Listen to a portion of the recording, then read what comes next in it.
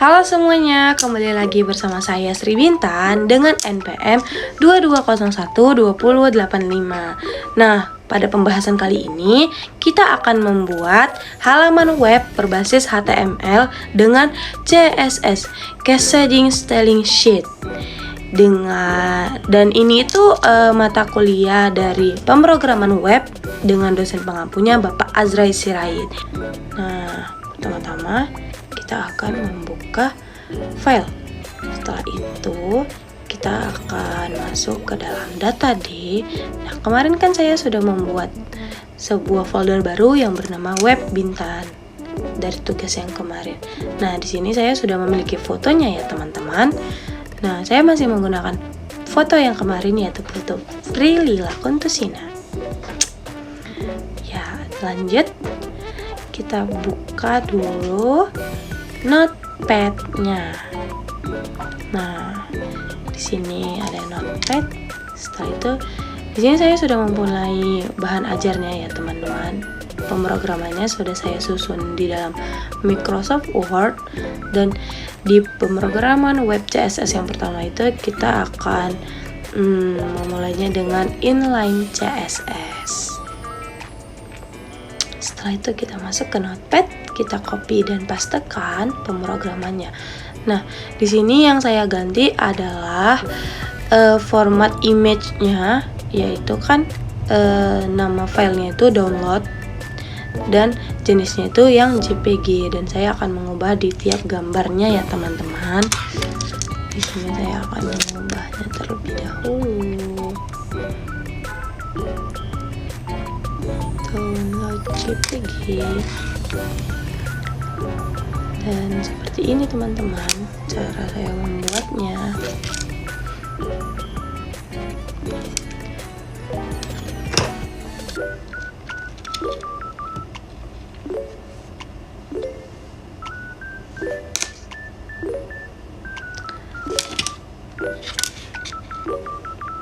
Nah, kalau di inline CSS ini teman-teman, itu penempatan CSS-nya itu ditempatkan langsung di elemen HTML-nya menggunakan atribut style.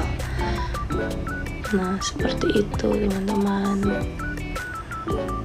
Dia itu filenya masih gabung ya teman-teman, bukan yang terpisah antara file CSS-nya dengan HTML-nya. Tuh.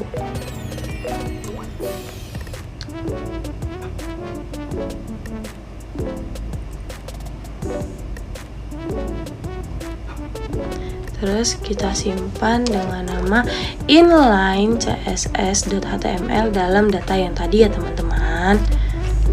Nah, seperti ini jika sudah jadi, dia gambarnya akan sama dengan tugas yang kemarin yaitu tugas 1 kan. Kita buka, maka gambarnya akan terlihat seperti ini. Nah, setelah itu kita akan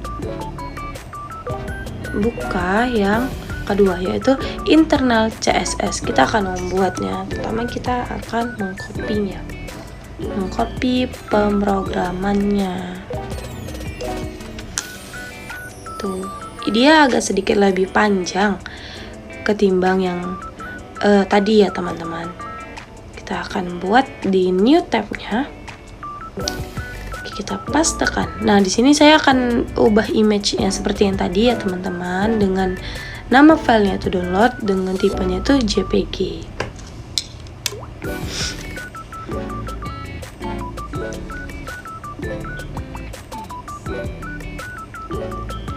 Nah, di sini kalau penempatan CSS-nya itu ditulis di dalam tag style-nya yang berada di bagian head ya dari HTML ini dokumennya. Begitu teman-teman.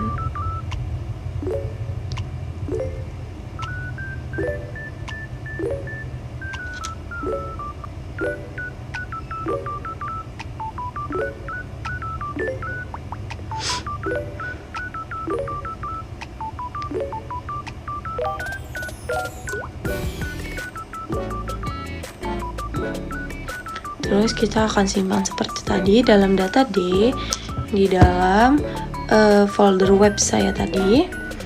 terus kita ubah menjadi internal css.html.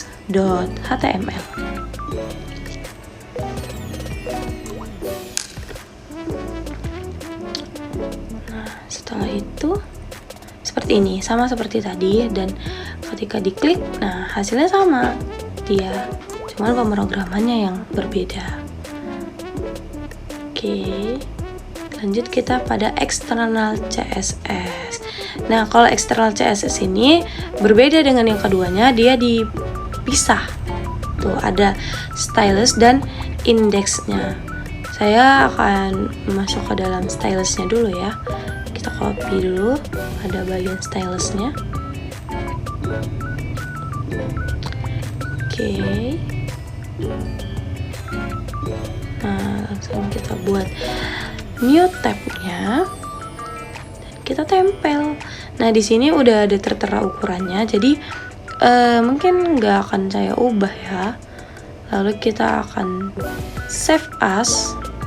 Di sini dia tidak dengan .html teman-teman, tapi kita akan ubah, cuman menambahkan kata-kata stylus di depan kalimat baru .css, begitu ya teman-teman. Karena nanti HTML-nya itu dia sendiri, berbeda dengan inliner dan internal. Inline dan internal. Nah, tuh beda dia dokumennya. Setelah itu kita masuk ke bagian index CSS. Inilah yang eksternal itu. Wih. Lalu kita copy, kita masukkan ke dalam new tab, kita pastekan. Lalu kita ubah ya teman-teman yang file image-nya ini seperti yang internal dan inline dengan tipe yang JPG. Download. Nah, seperti itu teman-teman.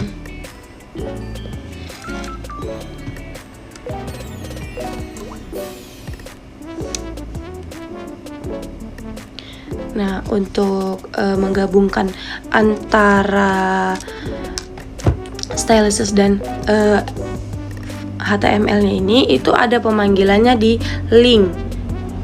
Yang di tag link itu saya memanggilnya dengan ini ada di bagian relasinya itu stylus dan huruf-nya itu stylus.css. Itu udah saya panggil, jadi dia akan masuk secara langsung ke dalam HTML-nya. Itu pemanggilannya seperti itu. Nah, kita ubah dulu datanya menjadi external CSS .html. Oke. Lalu kita simpan. Nah, kita lihat kan berbeda dia kan. Nah, setelah itu coba kita klik apakah berhasil. Nah, ternyata berhasil teman-teman. Nah, ini perbandingannya ya. Ini yang internal dan ini yang inline. Seperti itu pembuatannya teman-teman. Ini yang eksternal. Oke, sekian. Dan seperti itu teman-teman. Jadi kesimpulannya itu kalau misalnya di dalam inline itu CSS-nya itu ditempatkan langsung di dalam elemennya, itu menggunakan atribut style. Nah, kalau di internal itu ditempatkan di CSS-nya itu ditempatkan di dalam tag pada halaman HTML-nya. Kalau di eksternal CSS-nya itu dipisah, nggak digabungkan, dipanggilnya melalui link tag-nya. Begitu saja teman-teman, sampai jumpa di video selanjutnya.